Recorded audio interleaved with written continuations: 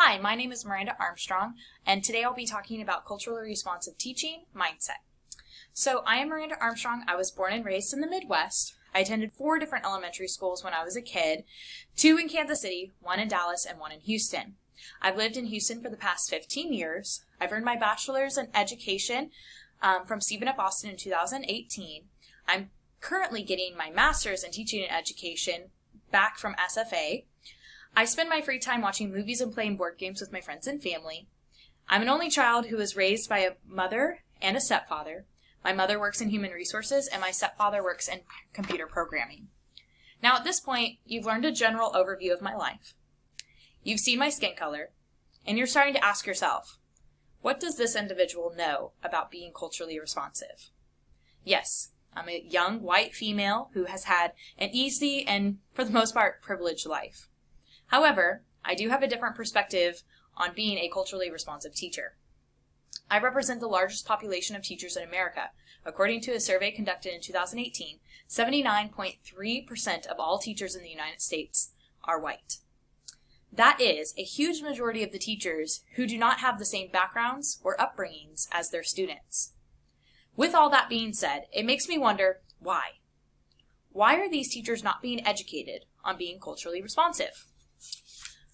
So, I am in my 3rd year of teaching, and in August, if you would have asked me, do you think all of your students feel accepted and appreciated when in your class? I would have said no hesitation. I would have absolutely said yes. I knew for a fact all of my students felt accepted and appreciated. Yet, I've now conducted several interviews on this topic, and I've started to reevaluate myself and my classroom. The first person I interviewed was a female 3rd grade math and science teacher. She had been a teacher for the past 10 years. The second person I interviewed was also a female. She was a 1st grade math and science teacher. She had been a teacher for the past 3 years. After the interviews, I noticed a few things. There was a few common themes. The first one is all teachers believe that they are culturally responsive, yet struggle to elaborate on all the different ways that they're culturally responsive. They could only name 1 or 2. Culturally responsive pedagogy is not a regular practice to identify when lesson planning. When I asked them to provide me with a lesson plan, nowhere in there did it identify where they were being culturally responsive or how they were. So, my third point that I saw was teachers believe being inclusive and aware of a student's culture or background is highly important to consider and include in their classroom in order for students to feel safe and understood and appreciated. So yes, the teachers are aware of being culturally responsive and how it is important to the classroom, and how a student-teacher relationship, however, they struggle to fully understand how to implement this particular practice. Are these teachers actually being culturally responsive? Yes and no. Well, yes, they're trying, but they're not entirely being successful.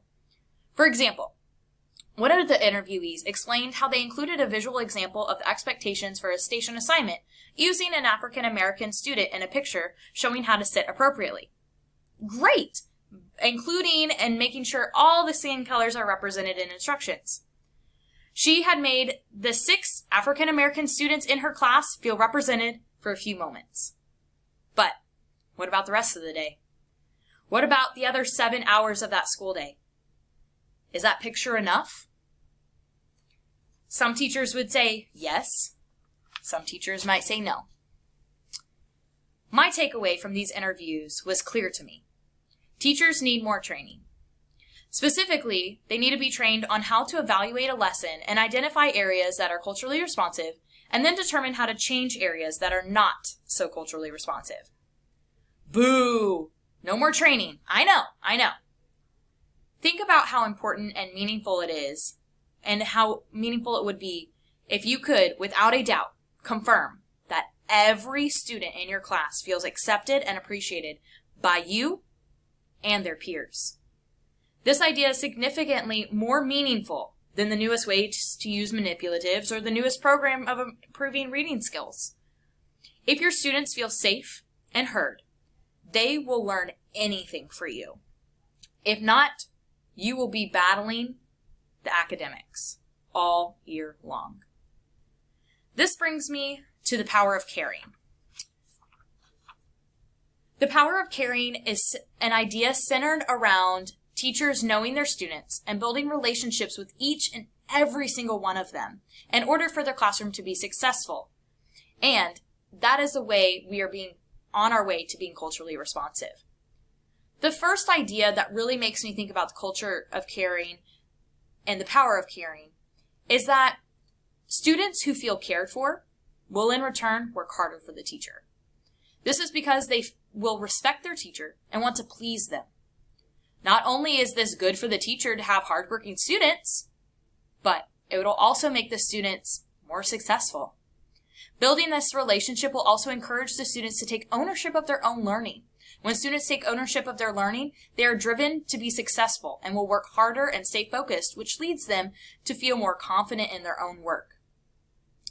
In an article that I had read by Odeas and Lee, it said that findings suggest that children's relationships with parents and teachers significantly contribute to their bilingual language skills.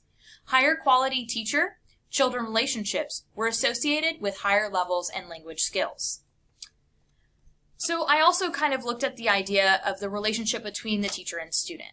If a student feels like the teacher cares about them, then the student will be more likely to open up to the teacher. This idea comes into play when a student is struggling in a teacher's class. The student who has a relationship with the teacher is more willing to ask for assistance than the student who doesn't have a relationship with the teacher. On the flip side of this, the teacher and the student have a connection.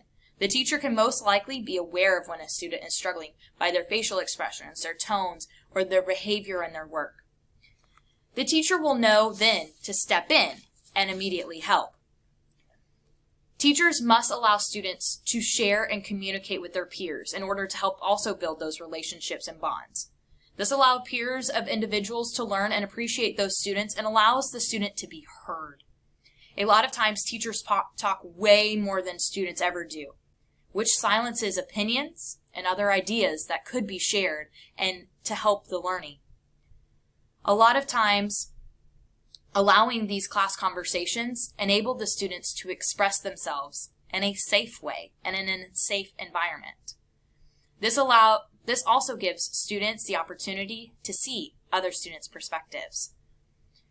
This really made me realize that relationships are key to being culturally responsive.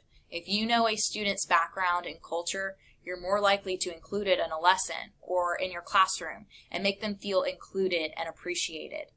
And that also goes with their peers as well. They're going to have a better understanding of their peers and what they're going through. And maybe, just maybe, they might learn from each other a little bit more.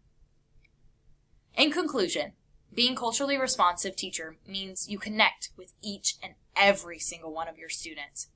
Then take that knowledge about your students' culture and background and integrate it into your classroom and all of your lessons. As a teacher, remember, you might not be able to relate to all of your students, but showing that you care is all that truly matters to them.